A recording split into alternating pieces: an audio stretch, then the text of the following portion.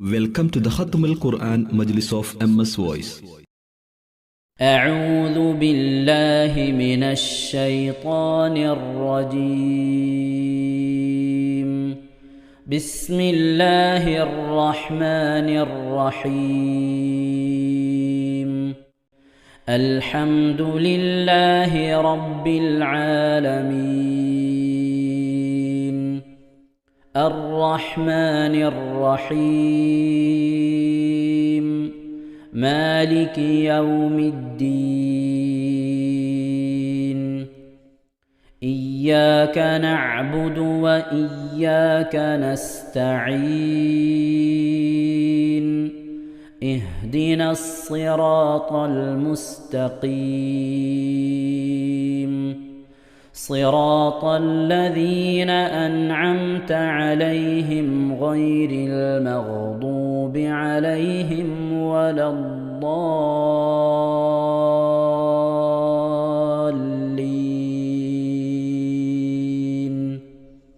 آمين.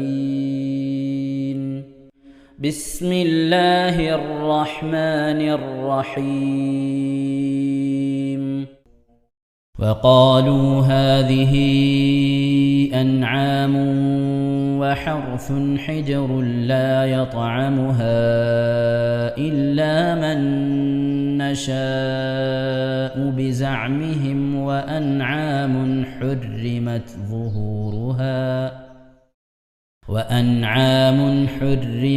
ظهورها وأنعام لا يذكرون اسم الله عليها افتراء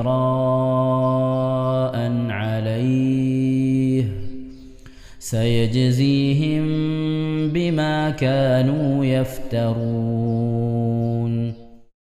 وقالوا ما في بطون هذه الأنعام خالصة لذكورنا ومحرم على أزواجنا وإن يكن ميتة فهم فيه شركاء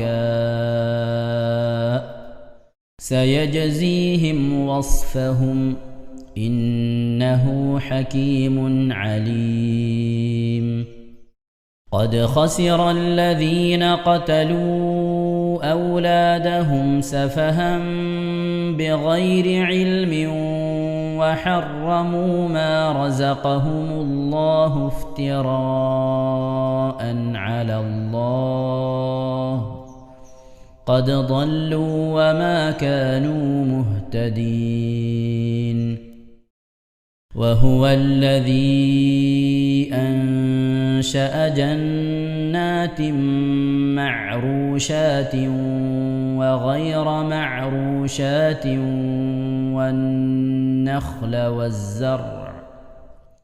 والنخل والزرع مختلفا أكله والزيتون والرمان متشابها وغير متشابه كلوا من ثمره إذا أثمر وآتوا حقه يوم حصاده ولا تسرفوا إنه لا يحب المسرفين. ومن الأنعام حمولة وفرشا كلوا مما رزقكم الله ولا تتبعوا خطوات الشيطان إنه لكم عدو مبين. 8 أزواج من الضأن 2 ومن المعز 2 قل أذكرين حرم أم الأنثيين أما اشتملت عليه أرحام الأنثيين نبئوني بعلم إن كنتم صادقين. ومن الإبل 2 ومن البقر 2 قل أذكرين حرم أم الأنثيين أما اشتملت عليه أرحام الأنثيين أم كنتم شهداء إذ وصاكم الله بهذا فمن أظلم ممن افترى على الله كذبا ليضل الناس بغير علم إن الله لا يهدي القوم الظالمين قل لا أجد فيما أوحي إلي محرما على طاعم يطعمه إلا أن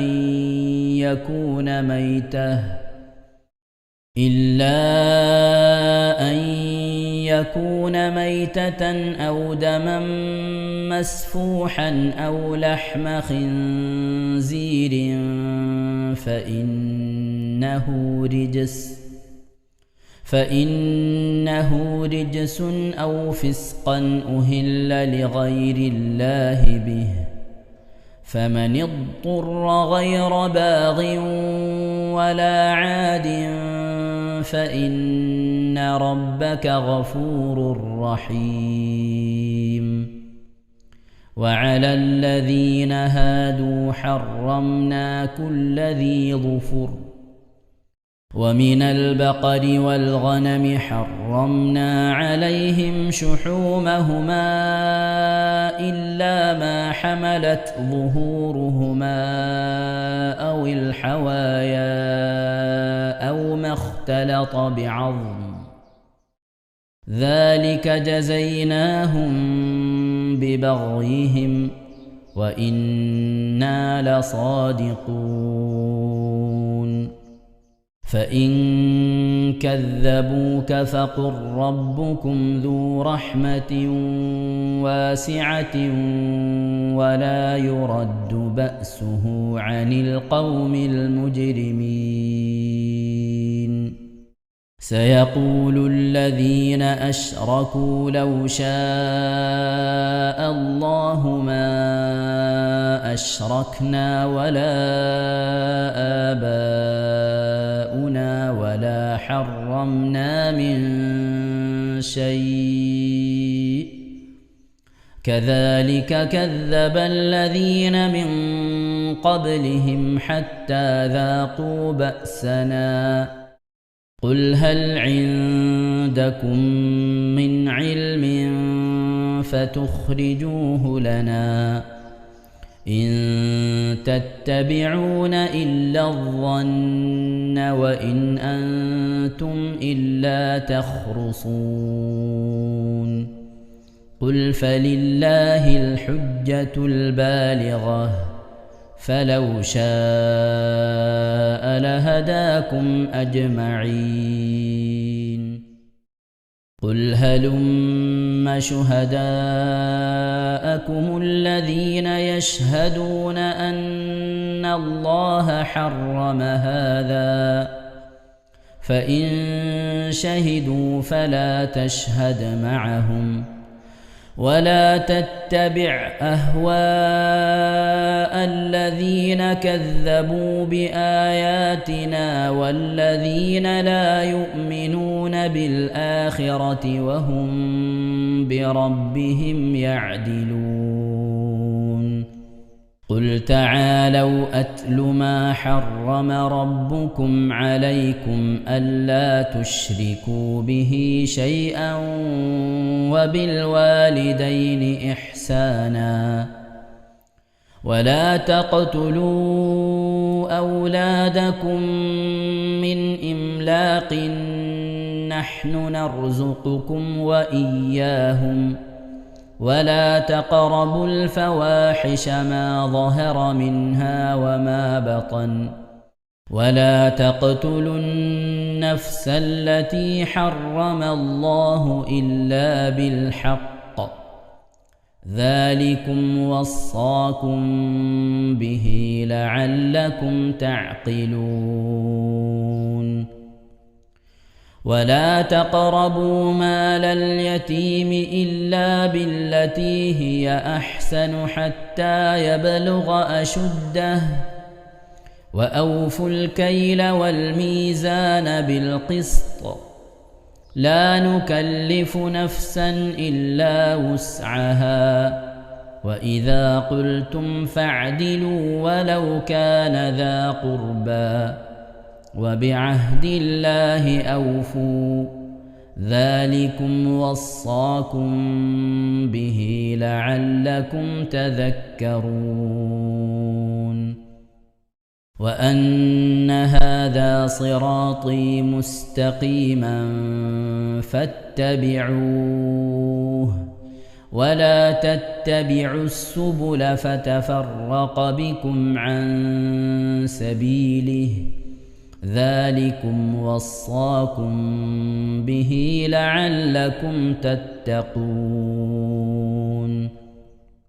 ثم آتينا موسى الكتاب تماما على الذي أحسن وتفصيلا لكل شيء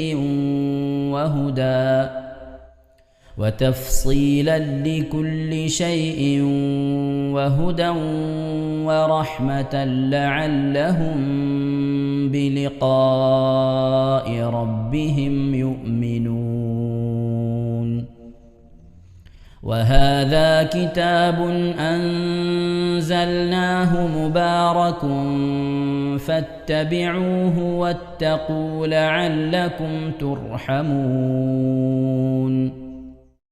أن تقولوا إنما أنزل الكتاب على طائفتين من قبلنا وإن كنا عن دراستهم لغافلين أو تقولوا لو أنا أنزل علينا الكتاب لكنا أهدى منهم فقد جاءكم بينة من ربكم وهدى ورحمة فمن أظلم ممن كذب بآيات الله وصدف عنها سنجزي الذين يصدفون عن آياتنا سوء العذاب بما كانوا يصدفون صدق الله العظيم. അള്ളാഹു സുബ്ഹാനഹു തആല നാം ഓതിയതായ പരിശുദ്ധമായ ഖുർആൻ ശരീഫിനെ നമ്മിൽ നിന്ന് സ്വീകരിക്കട്ടെ. എന്തെങ്കിലും പാകപ്പിഴകൾ സംഭവിച്ചു പോയി അള്ളാഹു വിട്ടുപുറത്ത് മാപ്പാക്കി നൽകി അനുഗ്രഹിക്കട്ടെ. ഇതൊക്കെ നാളെ നമ്മുടെ ഖബറിലേക്ക് ഉപകരിക്കുന്ന സൽക്കർമ്മമായി അള്ളാഹു കബൂൽ ചെയ്യട്ടെ. പരിശുദ്ധ ഖുർആൻ്റെ അഹ്ലുകാരിൽ അള്ളാഹു നമ്മെ അവരെ ഉൾപ്പെടുത്തി അനുഗ്രഹിക്കട്ടെ. ഖുർആനുമായി കൂടുതൽ ബന്ധപ്പെടുവാനും ധാരാളം ഖത്തുകളൊക്കെ തീർക്കാൻ നമുക്ക് തൗഫീഖ് നൽകി അനുഗ്രഹിക്കട്ടെ. പരിശുദ്ധമായ പ്രവാചകൻ സല്ലല്ലാഹു അലൈഹി വസല്ലം തങ്ങളുടെ ജന്മദിനത്തിനോടനുബന്ധിച്ച് നാം ചെയ്ത എല്ലാ സൽക്രമങ്ങളും മൗലൂദ് ഓതിയത്, ചീരിനി നൽകിയത്, അതുപോലെ തന്നെ റാലിയിൽ പങ്കെടുത്തത് തുടങ്ങി നമ്മളെ മക്കളെ പേരമക്കളെ റാലിക്ക് പങ്കെടുക്കാൻ വേണ്ടി അണിയിച്ചൊരുക്കി വിട്ടത്, ഇങ്ങനെ തുടങ്ങി നാം ചെയ്ത എല്ലാ സൽക്കർമ്മങ്ങളും അല്ലാഹു കബൂൽ ചെയ്ത് അനുഗ്രഹിക്കട്ടെ. ആമീൻ യാ റബ്ബൽ ആലമീൻ. പ്രിയമുള്ള മുഅ്മിനീങ്ങൾ, എന്തൊക്കെയാണ് വിശേഷങ്ങൾ? എല്ലാവർക്കും സുഖം തന്നെയല്ലേ? അല്ലാഹു ഇഹത്തിലും പരത്തിലും നമുക്കൊക്കെ സുഖവും സന്തോഷമൊക്കെ നൽകി അനുഗ്രഹിക്കട്ടെ. ആമീൻ യാ റബ്ബൽ ആലമീൻ. നിങ്ങളുടെ നാട്ടിലൊക്കെ എന്താണ് അവസ്ഥ? നബിദിനൊക്കെ ഘോഷയാത്രയൊക്കെ നടന്നോ? ഞങ്ങളവിടെ ഇന്നലെ മിഞ്ഞാന്ന് രാത്രി മുതൽ മഴയാണ്, 5 ദിവസം അടുപ്പിച്ച് മഴ. ഇപ്പോൾ ഇന്നലെ പകൽ സുബഹിൻ്റെ മുമ്പും ശേഷമൊക്കെ നല്ല മഴയാണ്. പക്ഷേ അൽഹംദുലില്ലാഹ് പതാക ഒരു 7 മണിക്ക് പതാക ഉയർത്താൻ ഉദ്ദേശിച്ച് 7:30 പതാക ഉയർത്തി മദ്രസയുടെ മുറ്റത്ത് ഷീറ്റിട്ടുണ്ട്. അപ്പോൾ കുട്ടികളെ കൊണ്ട് അതിൻ്റെ അടി കളിപ്പിക്കാമെന്നൊക്കെ വിചാരിച്ചതാണ്. അപ്പോൾ മഴ ഇങ്ങനെയാണ് ഒതുങ്ങി നിന്നു. അപ്പം പിന്നെ ഞങ്ങൾ ഘോഷയാത്ര പുറപ്പെട്ടു. അൽഹംദുലില്ലാഹ് വളരെ ഭംഗിയായി. പരിസരത്തുള്ള മദ്രസക്കാരൊക്കെ നബിദിന ഘോഷയാത്രക്ക് നീട്ടി വെച്ചു. നമുക്ക് ഇവിടുന്ന് ഇങ്ങോട്ട് ഇറങ്ങി തിരിച്ചിങ്ങോട്ട് എത്തുന്നത് വരെ വലിയ മഴയില്ല. ലാസ്റ്റ് ടൈമിലൊരു മഴ, പിള്ളേരൊക്കെ മഴയത്ത് നിന്നിട്ട് കളിച്ച്. അപ്പോൾ നിങ്ങളെ നാട്ടിലൊക്കെ അതേപോലെയൊക്കെ ആവും, പലയിടത്തൊക്കെ മാറ്റി വെച്ചിരിക്കണ്. എൻ്റെ മഹല്ലിൽ മഴയത്ത് തന്നെ പോയത്, പലവരും അങ്ങനെ പോകുന്നവരുണ്ടാവും. എന്തായിരുന്നാലും മഴ കൊണ്ടാലും മഴ കൊണ്ടില്ലെങ്കിലും നാം കഷ്ടപ്പെട്ട് നാം ഈ ആഘോഷിക്കുന്നത് മുത്തുനബി തങ്ങളുടെ ജന്മദിനമാണ് നാം ആഘോഷിക്കുന്നത്. മുത്തുനബിയുടെ ജന്മദിനത്തെ ആഘോഷിക്കാൻ അള്ളാഹു പറഞ്ഞിട്ടുണ്ട്. അതിനടിസ്ഥാനത്തിൽ തന്നെയാണ് നമ്മൾ ആഘോഷിക്കുന്നതും. ആഘോഷിക്കുക എന്ന് പറഞ്ഞാൽ നാളെ നമ്മൾ ഖബറിലേക്ക് ഉപകരിക്കുന്ന സൽക്കർമ്മങ്ങളൊക്കെ ചെയ്യുക, ചെറിയ ചെറിയ സന്തോഷങ്ങളൊക്കെ അതും ചെയ്യാം. അപ്പോൾ അള്ളാഹു സുബ്ഹാനഹു തആല നമ്മൾ നബിദിനവുമായി ബന്ധപ്പെട്ട് എന്തൊക്കെ ചെയ്തിട്ടുണ്ടോ ഒക്കെ അള്ളാഹു നമ്മിൽ നിന്ന് ഖബൂൽ ചെയ്ത് അനുഗ്രഹിക്കട്ടെ. ഒരുപാട് ആളുകൾ ഖത്തമ് ഓതിയതും അതുപോലെ തന്നെ ദിക്ർ സ്വലാത്തുകളൊക്കെ ചൊല്ലിയതും മജ്‌ലിസിലേക്ക് അറിയിച്ചിട്ടുണ്ട്. ഇൻഷാ അല്ലാഹ് അള്ളാഹു എല്ലാവർക്കും ഖൈറും ബർക്കത്തൊക്കെ നൽകി അനുഗ്രഹിക്കട്ടെ. പ്രയാസങ്ങളും വിഷമങ്ങളും അള്ളാഹു സലാമത്ത് നൽകട്ടെ. ഇൻഷാ അല്ലാഹ് നമ്മിൽ നിന്ന് മരണപ്പെട്ടു പോയവരുടെ പേരിൽ നമുക്ക് ഫാത്തിഹ, ഇഖ്ലാസ്, മുഅവ്വദത്തൈൻ ഓതി ദുആയിലേക്ക് പ്രവേശിക്കാം. إلى حضرة نبينا سيدنا وشفينا وحبيبنا ومنجينا ومرشدنا وهادينا محمد صلى الله عليه وسلم. الفاتحة. أعوذ بالله من الشيطان الرجيم.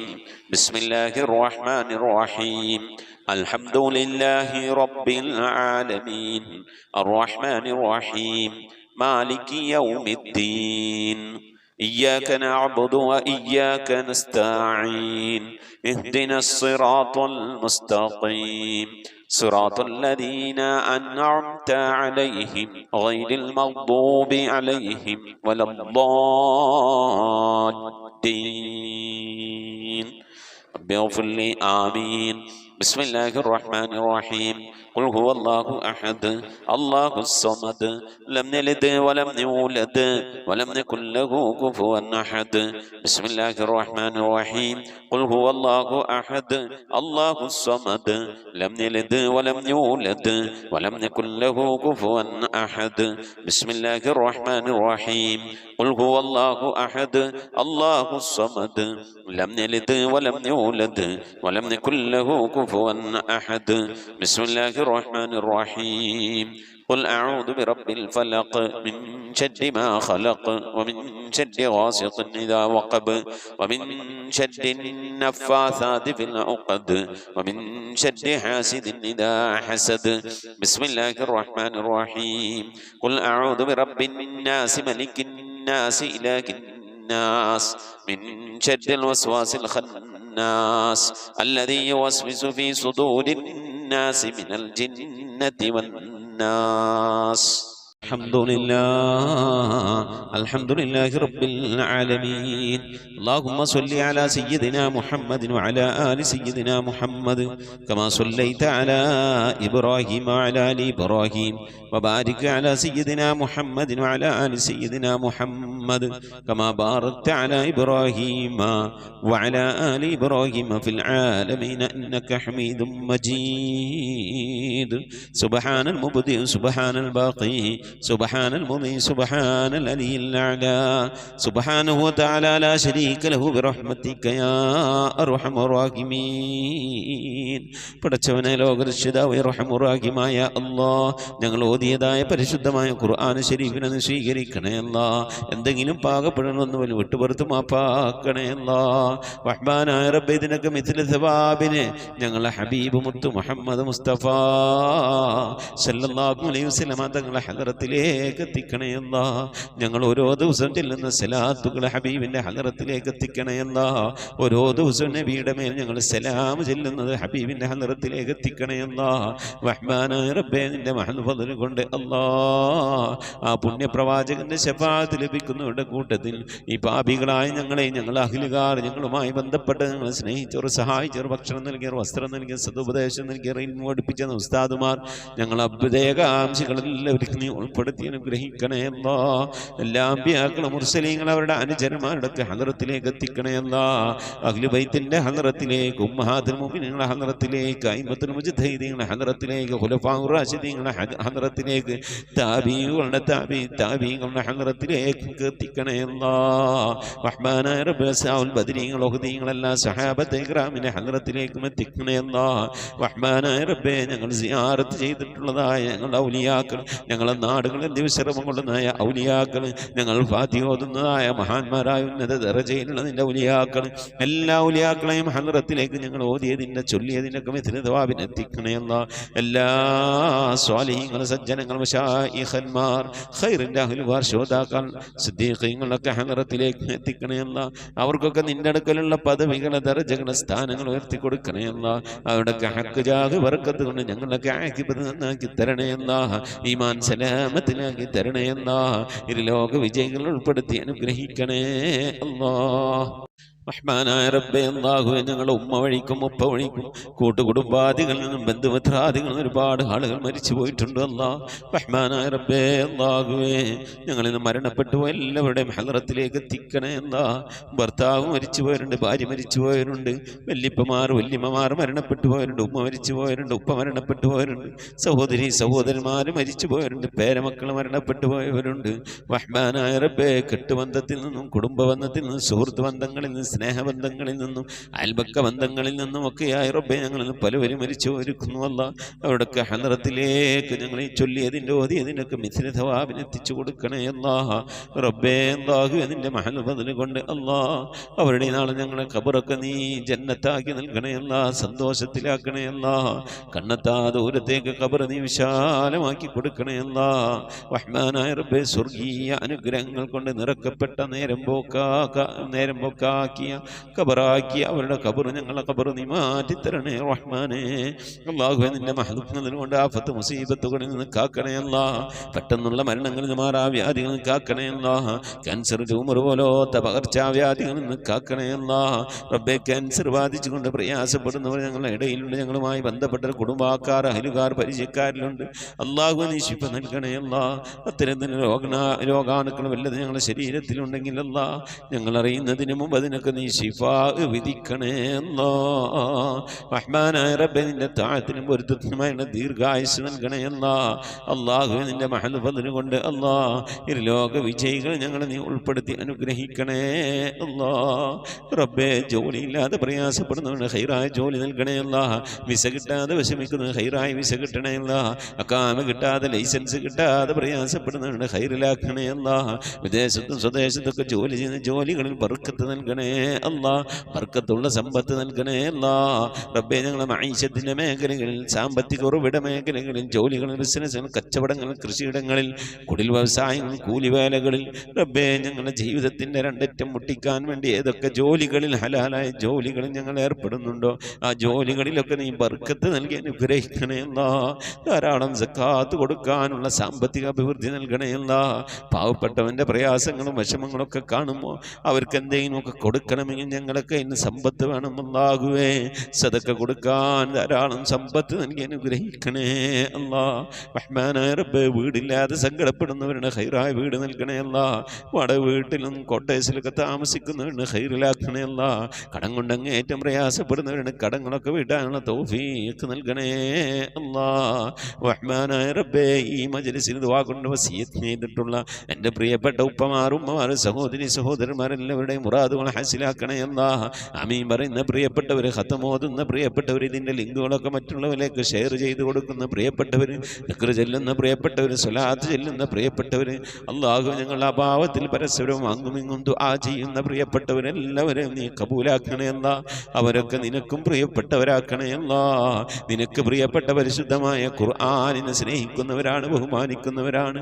നീ അങ്ങേറ്റം പ്രിയം വെച്ച ഹബീബായ പ്രവാചകൻ അങ്ങേറ്റം പ്രിയം വെക്കുന്നവരാണ്, സ്നേഹിക്കുന്നവരാണ് റബ്ബേ. അതുകൊണ്ട് നീ ഞങ്ങളെ സ്നേഹിക്കണേ അല്ലാ. നീ ഞങ്ങളെ ഏറ്റെടുക്കണേ അല്ലാ. ഞങ്ങളെ കുറഞ്ഞ അമല് കൊണ്ട് നീ ഞങ്ങളെ തൃപ്തിപ്പെടണേ അല്ലാ. വീട്ടിൽ ഞങ്ങളെ നീ രക്ഷപ്പെടുത്തി അനുഗ്രഹിക്കണേ അല്ലാ.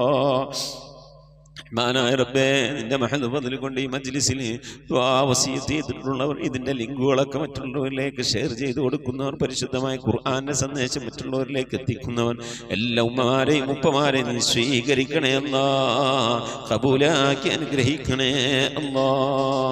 പടച്ചവനെ, ലോകരക്ഷിതാവായ അർഹമുർ-റഹീമായ അല്ലാഹുവേ, മരിക്കുന്നതിന് മുമ്പ് മഖബൂലും മബ്റൂറുമായ ഹജ്ജും ഉംറയും മർദിയായ സിയാറത്തൊക്കെ ചെയ്യാനുള്ള തൗഫീഖ് നൽകണേ അല്ലാഹുവേ. ഹജ്ജ് ചെയ്യാതെ ഉംറ ചെയ്യാതെ ഹബീബായ പ്രവാചകൻ സല്ലല്ലാഹു അലൈഹി വസല്ലം തങ്ങളുടെ റൗള സിയാറത്ത് ചെയ്യാനുള്ള ഭാഗ്യം ലഭിക്കാതെ നീ ഞങ്ങളെ ഈ ദുനിയാവും തിരിച്ചു വിളിക്കല്ല റഹ്മാനായ റബ്ബേ. ഖത്മ പൂർത്തിയാക്കാനുള്ള തൗഫീഖ് നൽകണേ ഖുർആന്റെ അഖിലുകാരൻ ഞങ്ങളെ നീ ഉൾപ്പെടുത്തണയല്ല, ഖുർആന്റെ ശഫാഅത്ത് ലഭിക്കുന്നവരുടെ കൂട്ടത്തിൽ ഉൾപ്പെടുത്തണയല്ല.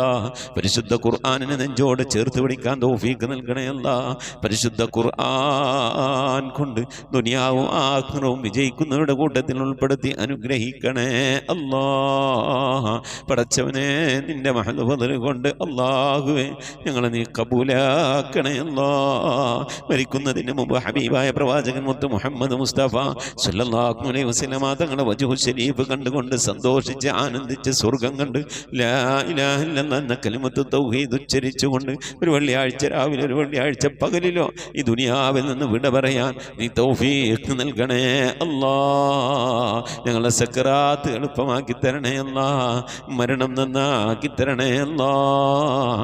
സ്വാലിഹീങ്ങൾ മരിക്കുന്നത് പോലെ ഈ ദുനിയാവിൽ നിന്ന് സന്തോഷത്തോടെ വിട പറയാൻ നീ തൗഫീഖ് നൽകണേ അല്ലാഹ്. ബിഹഖി മുഹമ്മദിൻ സല്ലല്ലാഹു അലൈഹി വസല്ലം وآل محمد صلى الله عليه وسلم وأصحاب محمد صلى الله عليه وسلم. ربنا آتنا في الدنيا حسنة وفي الآخرة حسنة وقنا عذاب النار. ربنا اغفر لنا وارحمنا ولوالدينا ولمن ماتوا منا يا غافر المذنبين آمين برحمتك يا أرحم الراحمين. صلى الله تعالى وسلم على خير خلقه سيدنا محمد وآله وصحبه أجمعين. سبحان ربك رب العزة عما يصفون وسلام على المرسلين والحمد لله رب العالمين. بفضل صلى الله على محمد صلى الله عليه وسلم.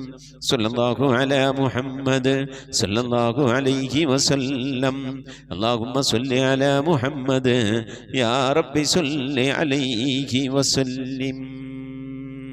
إن شاء الله പ്രിയമുള്ള മുഅ്മിനീങ്ങളെ, വ്യാഴാഴ്ച ദിവസം ഇശാ ആകുമ്പോഴേക്കും പരമാവധി ദിക്ർ സ്വലാത്തുകളൊക്കെ ചൊല്ലി നമ്മളെ മജ്ലിസിലേക്ക് അറിയിക്കണമെന്ന് ഓർമ്മപ്പെടുത്തുകയാണ്. അല്ലാഹു തൗഫീഖ് നൽകട്ടെ. ആമീൻ. മുസിക് ബിദ്വാ. അസ്സലാമു അലൈക്കും വറഹ്മത്തുള്ളാഹി വബറകാതുഹു.